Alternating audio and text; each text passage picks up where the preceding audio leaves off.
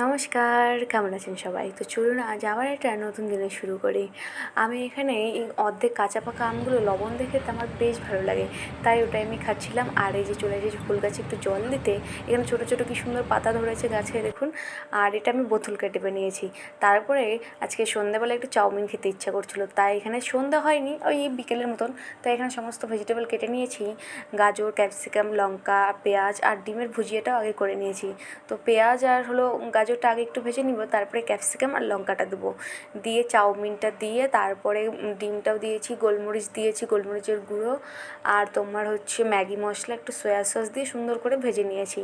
দেন চাউমিনটা দেখো কতটা সুন্দর হয়েছে। আর এখানে টমেটো, কেচাপ আর কাঁচা পেঁয়াজ দিয়ে সাজিয়েছি, আর সাইডে আমি শসা কুচি করে রেখেছি। আর আমরা দুজন এরকম একটা প্লেটে নিয়েই খেতে ভালোবাসি। দেন বাইরে গুঁড়ি গুঁড়ি বৃষ্টি পড়ছে, তো ওয়েদারটা খুবই সুন্দর, আর সঙ্গে চাউমিন, ওফ দারুণ ব্যাপার। তো ভিডিওটা কেমন হয়েছে অবশ্যই জানাবেন।